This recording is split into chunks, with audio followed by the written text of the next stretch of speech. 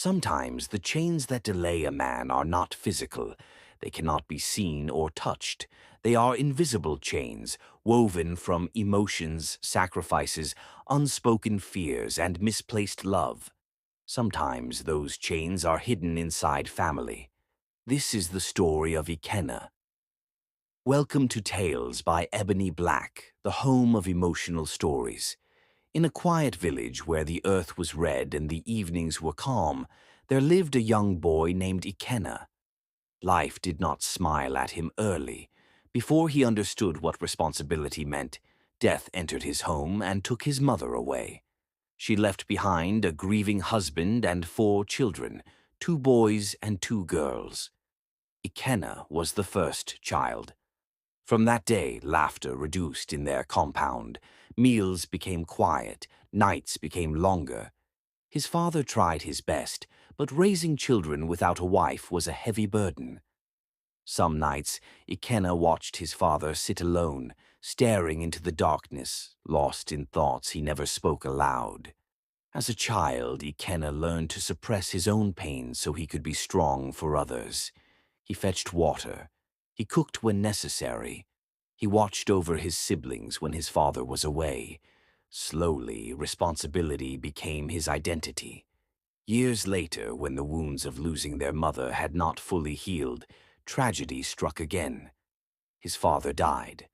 That day marked the end of Ikenna's childhood. After the burial rites, his uncle called a family meeting.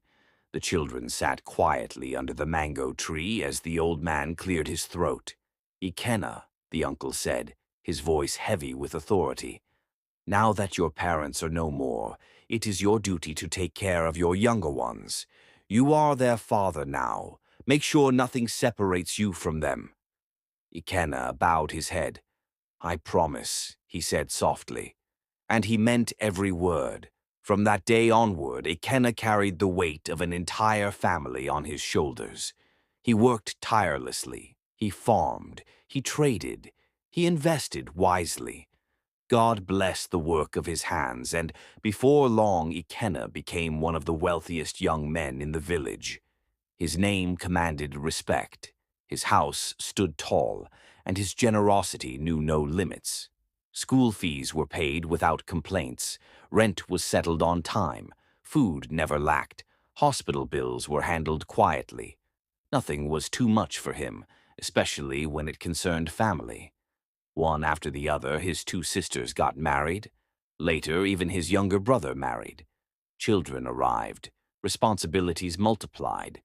Yet Ikenna remained unmarried. At first, people admired his selflessness. Then admiration turned to curiosity. Curiosity turned to suspicion. A rich man like this? Why is he not married? Is there something wrong with him? Whispers followed him everywhere. One evening, his uncle sent for him. "My son," the old man began, "why have you refused to marry? Don't tell me there are no women in this land." Ikenna sighed deeply. "Uncle," he replied, "I've met many women. Some are after my money. Others lack character. None feels right. Maybe, maybe I'm not destined to marry." The uncle frowned. "Have you taken this matter to God?" Ikenna smiled faintly. "Is that a prayer point?" The uncle's voice hardened. "My son, take it seriously before it spoils your destiny." That night, Ikenna could not sleep. For the first time, he confronted a truth he had been avoiding. He entered into deep prayer and fasting, not casual prayers, but desperate cries from a man confused about his future. Weeks later, during one of his routine walks, he saw her. Her name was Anyanwu. She was beautiful, but not in a loud way. Her beauty was calm, gentle, and dignified. The kind that didn't shout for attention but commanded respect. Many men admired her, but Ikenna watched quietly. For 3 months he observed her from afar.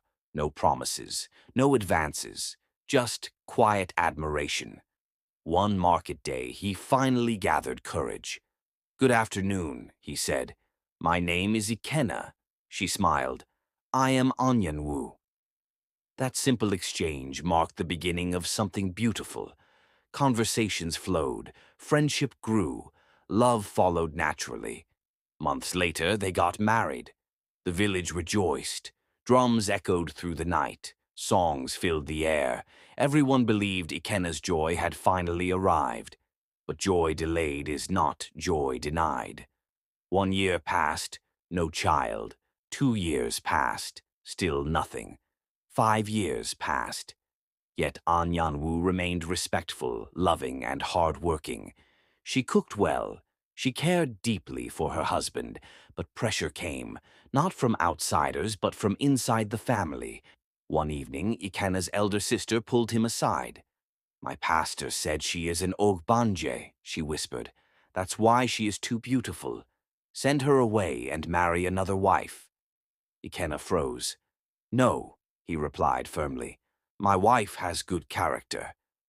Angered by his refusal, the sister began to poison minds. "She has bewitched him.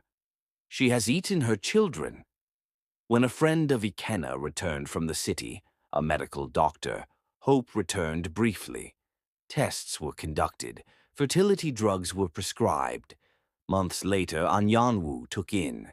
Joy returned, but tragedy struck. At 4 months, she miscarried. The pain was unbearable. She cried until her strength failed her.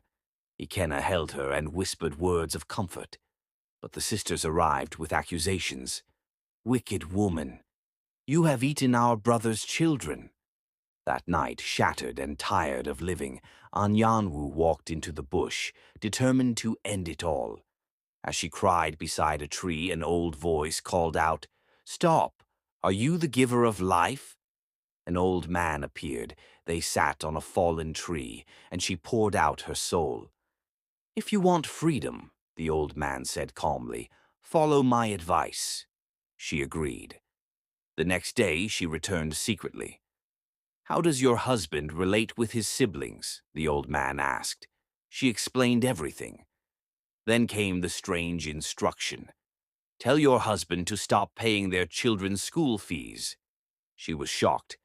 "Papa, it's impossible." Still, she tried. Ikenna resisted at first, but her tears broke him. He agreed, temporarily. Chaos followed, insults, accusations, but the couple endured in silence. Months later, Anyanwu conceived again. This time she carried to term. She gave birth to twins, 2 boys. Joy overflowed. They returned to the old man. "You were bound by a soul tie," the old man explained. "Your siblings feared losing your support. In their hearts, they didn't want you to marry or have children. Ignorantly, they practiced witchcraft." Ikenna finally understood. "Help those with pure hearts," the old man said. "Be watchful when kindness becomes bondage." They returned home enlightened and free. Sometimes helping others is not love, it is slavery. Sometimes sacrifice becomes sabotage. Be kind, be generous, but never lose your destiny to please others. Please remember to like, comment, subscribe, and share.